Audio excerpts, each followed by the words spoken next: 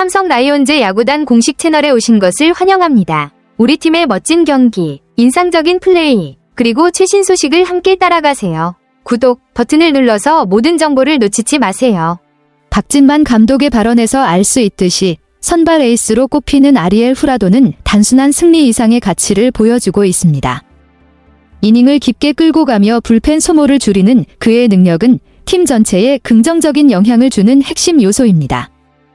선발진의 중심을 잡아주는 투수의 존재는 시즌 내내 팀 운영의 안정성을 높여주죠. 후라도가 최근 경기에서 어떤 투구 내용을 보여줬는지 궁금하신가요? 아리엘 후라도의 성적은 정말 인상적입니다.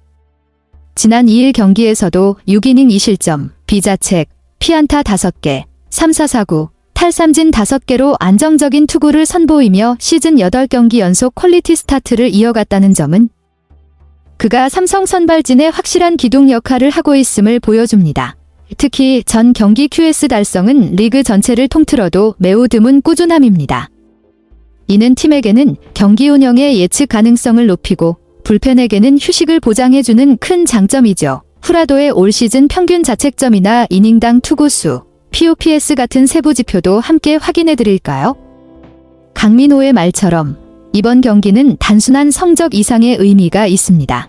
5회까지 96구 상당히 많은 투구 수임에도 불구하고 6회를 책임졌다는 점은 후라도가 단순히 능력 있는 투수를 넘어 믿고 맡길 수 있는 에이스라는 걸 입증한 장면입니다. 포수로서 오랜 경험을 가진 강민호가 직접 정말 든든하다고 말했을 정도면 팀 내부에서도 후라도를 향한 신뢰가 굉장히 크다는 뜻이겠죠. 에이스란 단순히 성적만 좋은 게 아니라 팀에 안정을 주고 위기 상황에서도 묵묵히 책임지는 자세까지 갖춰야 하는데 후라도는 지금 그 모든 요건을 완벽히 충족하고 있는 모습입니다. 후라도의 시즌 피칭 스타일이나 구종별 성적도 한번 분석해 볼까요? 후라도의 투구 기록은 정말 인상적이네요. 총 109개의 투구 중 74개가 스트라이크라니 투구의 정확도와 제구력이 뛰어났다는 걸 알 수 있습니다. 다양한 구종을 사용한 것도 특징인데 체인지업, 포심, 투심, 슬라이더, 커터, 커브까지 여러 가지를 구사하며 타자들을 혼란스럽게 했겠죠. 특히 포심의 최고 구속이 149km/h라면 그만큼 구속도 빠르고 위력적인 구종을 사용했다는 의미일 겁니다. 후라도의 이런 다양한 구종과 뛰어난 제구력은 타자들에게 큰 부담을 주었을 것 같아요. 후라도는 정말 아쉬운 상황이었겠네요. 뛰어난 투구를 펼쳤음에도 불구하고 승리 투수는 되지 못한 상황이라니 승운이 없다는 표현이 딱 맞는 경우인 것 같습니다. 타선이 후라도가 마운드에서 내려간 뒤에야 점차 반전되었고 그 덕분에 팀이 승리했지만 후라도는 노 디시전으로 끝나게 되네요. 이호성이 승리 투수가 된 것도 흥미롭네요. 후라도가 좋은 피칭을 했음에도 불구하고 팀이 역전승을 거둔 덕분에 결국 승리를 안긴 건 이호성에게 가게 된 거죠.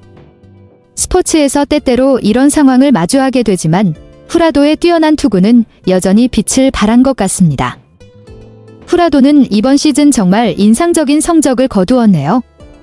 8경기 53이닝에 2승 3패, 평균 자책점 2.21이라니 승패와 관계없이 확실히 뛰어난 피칭을 보여주고 있다는 것을 알 수 있습니다.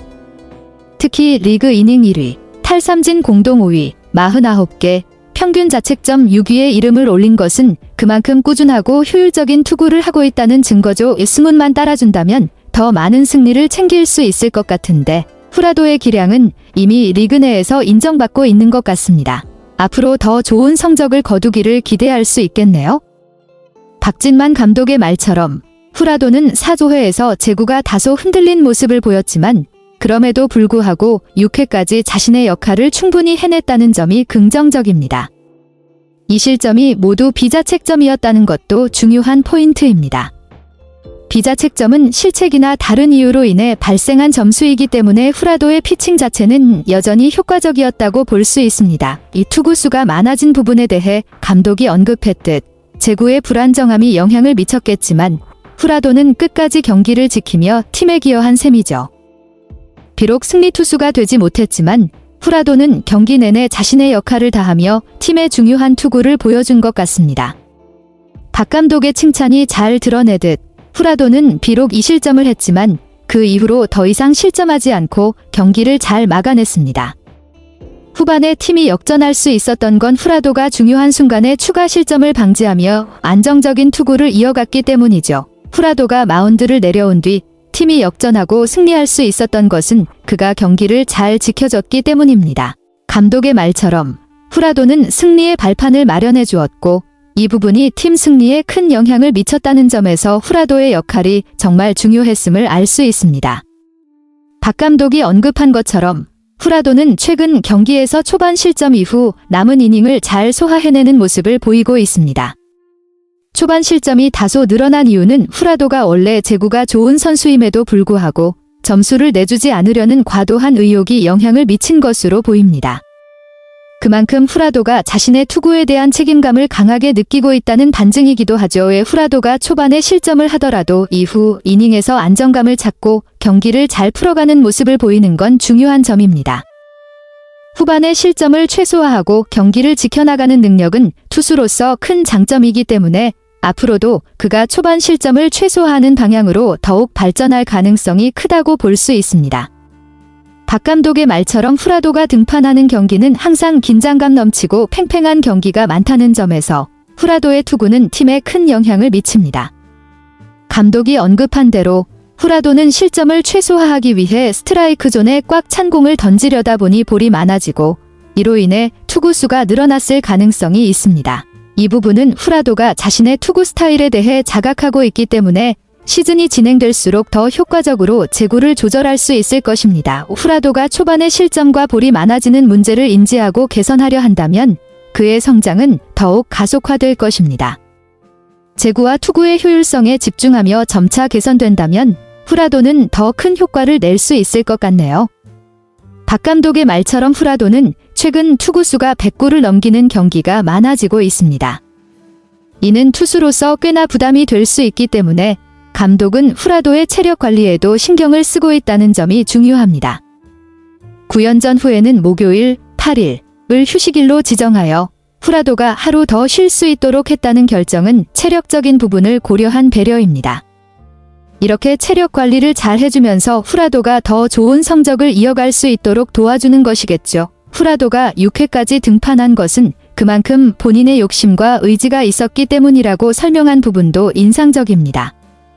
그는 퀄리티 스타트, QS, 기록에 대한 의지가 강하고 팀에 더 많은 이닝을 소화하려는 노력도 보였다고 볼 수 있습니다. 이런 자기 주도적인 자세와 감독의 관리가 합쳐져서 후라도가 좋은 투구를 이어갈 수 있도록 돕고 있는 것 같습니다. 삼성 라이온즈 야구단 채널을 시청해주셔서 감사합니다. 앞으로도 흥미진진한 경기와 최신 정보를 계속해서 전해드리겠습니다.